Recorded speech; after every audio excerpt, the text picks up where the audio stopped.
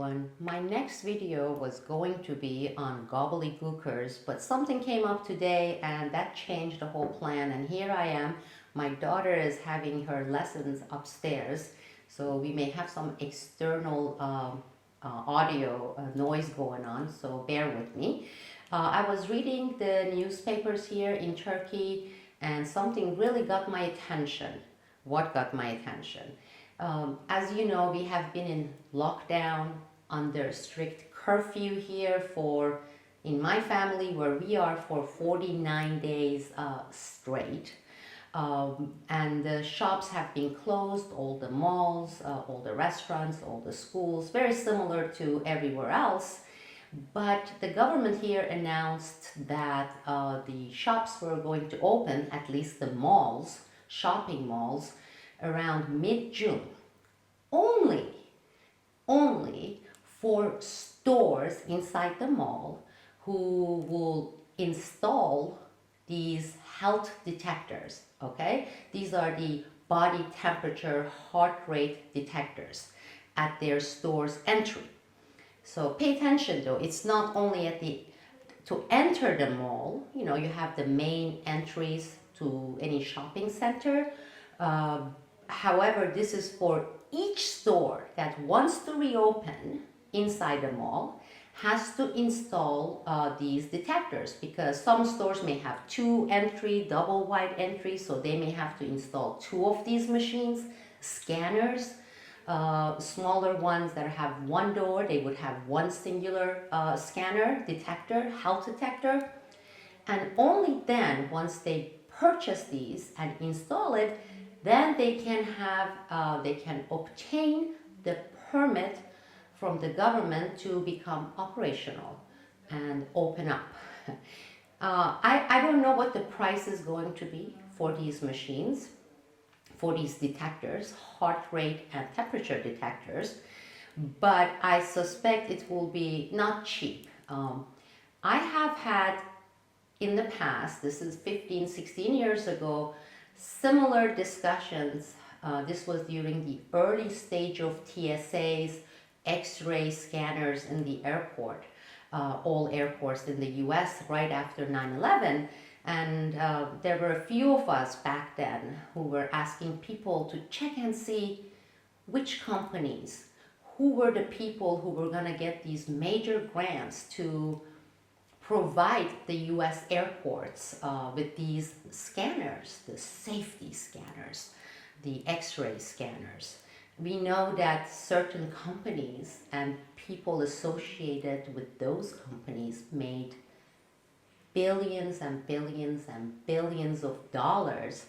And as we also know, some of these machines didn't work right, and in fact they were returned and they were replaced by other types of scanners, detectors. Of course, those people who made their billions, they made their billions. It was non-refundable. These things are never refundable. Well, we are looking at the similar situation here. So as I look at these articles, I'm not sure if there are other countries who are requiring similar installations, requirements for stores in the malls to obtain permit by installing these machines. I haven't had a chance to research and see which companies. I'm sure the companies that are going to make these machines, at least the ones that Turkey is going to bring and install, have the people, shop owners install for their stores entries, are going to come from either US or Japan or Germany probably, or maybe even UK, but I haven't checked these companies. Where are the main companies? But I suspect they would be in main Western European countries produced, and of course the United States. Some people are gonna make a lot of money. But the reason I'm making this video and I'm talking about this is this. I want people to, for a second, whether you are buying into all these drastic measures for coronavirus, COVID-19 or not, just for a moment, let's just rely on common sense, okay? you get these people, these shop owners, especially the smaller ones, not those mega chain stores. Let's say there's a big difference between an Apple store in a mall from a company that's worth trillions of dollars versus a smaller shop that sells, let's say, hosieries and scarves, etc. So think about how much they have suffered. People owning these shops, these stores, because of this coronavirus, okay, the COVID-19 hysteria. They have been they have not been operational. They have been out for more than 2 months, okay? That's lost income. They have not operated their business. They have been really screwed badly. They have been hit very badly economically with this. Okay? We all know that.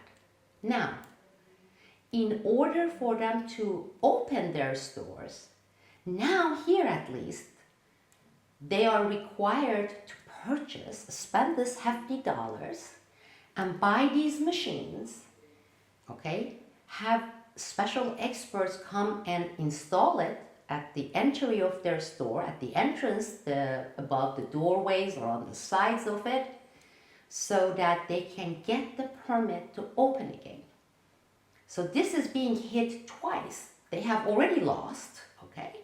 And now they are required to pay and get this in order to open. And I'm sure many here won't be able to open because of that.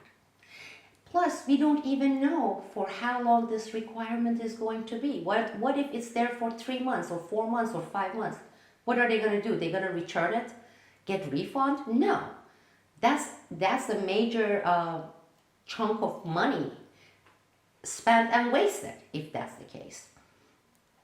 Now, there are these terms that start with double. I like those terms. You know, we are familiar with the term double dipping, okay? There are people who double dip, whether it's in eating or whether it's in business or even in politics, government. And there's another term that happens quite often in our lives, and that is being doubly screwed. And I call it double screwing. You know, you go and you get either ripped off once for some reason, then in order to take care of the damages, because you were screwed, you have to go and spend more money. So you think to yourself and you say, oh my God, I was doubly screwed here, okay? And I'm not saying it in cuss terms. Now with Corona, don't you think this is basically doubly screwing people, having them get doubly hit? First, as the consequences of the lockdown. Then next is the requirements for them to get out of the lockdown or reoperate their businesses. You are hitting them again. They're getting double screwed. And maybe we should call it Corona screwed, doubly. Maybe this is the term that we should be using, that everybody would understand, at least in my circle when we are talking. And that would be easy to put even for the title for YouTube or Twitter or out there in other websites, because they won't say, oh, we have to censor this because this may be perceived as a cuss word or profanity. So I'm asking, do you believe in these types of situations, at least in this specific case, these shop owners, these store owners, these average Joes, these people, are they being Corona-crewed big time? Right now, currently, I wouldn't even say majority, everyone, because I can see it from the social media, from the newspapers, neighbors, cities, etc. Here in Turkey, everybody is on board. They are currently they don't want to even think about ramifications or question things. They think this is a very, very, very scary thing. It's a matter of life and death.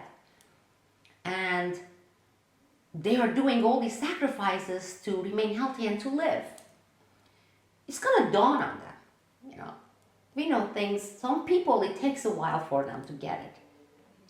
Okay, let's for a second put aside coronavirus, okay? Just for a second. And talk about something that I believe everyone here, everyone everywhere would pretty much agree, okay? The notion that war is a racket. And back then, when they came up with this notion, Butler did, it was for traditional wars, you know, declaring war against the country, invading the country, etc. Now, with 9/11, we declared war on terror, and we saw with everything, whether it's the TSA scanners or the expenditure through MIC, the intelligence industrial complex, we saw that war on terror is as racket as any other traditional wars of the past. So the expression, the characterization remained the same. It applied to war on terror. Now we have a war on virus declared, official, formal. It's a war. They are saying we are at war officially with a virus. Do you think this is another racket? Likely? Just take a look at these equipments that are being now produced and sold only because governments, certain governments, maybe many governments down the road, will make it a requirement that you must have this at the entrance of your restaurant, at the entrance of your little shop, whether it's a mom and pop shop or any kind of a shop, or even schools, whether they are private or they are public schools. You see what I'm getting at? Whether it's the software that they will be requiring you to have, purchase and have, download and have, with a lot of strings attached there, to be tracked. When we start seeing these and all the billions and billions of dollars that are going to be made as a result of coronavirus and the war on coronavirus, we're going to see more and more people. They're not doing it now, but they are going to. Just wait. Just wait a few months from now, because some people wake up later. It takes them a while, okay? Maybe they are late bloomers. That, oh yeah, here it is, another war, which is a racket. And with that, Turkey is not going to produce these equipments. We are not here, they don't produce those types of machines. Probably is going to import it. So I will ask people to keep an eye on who will be granted the license to import. And it would be only one company or one individual. Probably that individual or company is going to be related to someone important, okay? And that company, that entity, is going to be making billions and billions of dollars. And that's just one example. I'm not limiting this to Turkey. And who's getting Corona-Crewed? We the people. Thank you all. This is Sibel Adams.